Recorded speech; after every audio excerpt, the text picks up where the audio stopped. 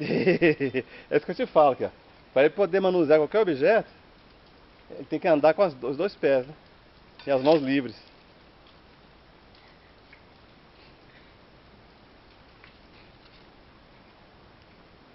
E para jogar qualquer coisa também tem que fazer isso. Ei!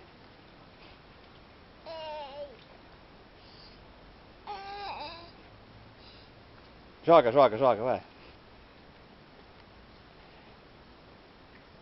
Ei! E também trabalha o equilíbrio, né?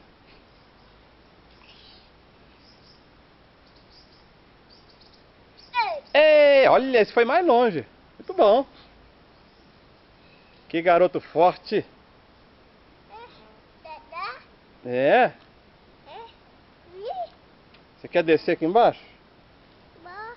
Você quer descer? Então vamos fazer o seguinte, ó. Vamos descer. 2 e... Opa! Vamos pegar isso aqui, ó. Isso aqui você pode ir rodando aqui, ó.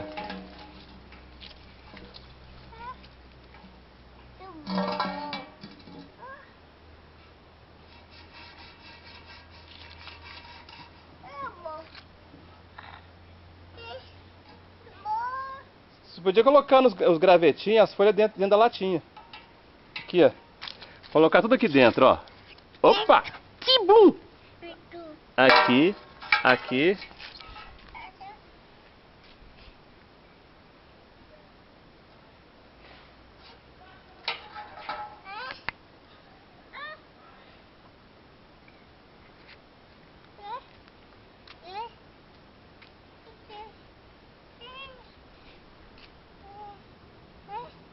Obrigado.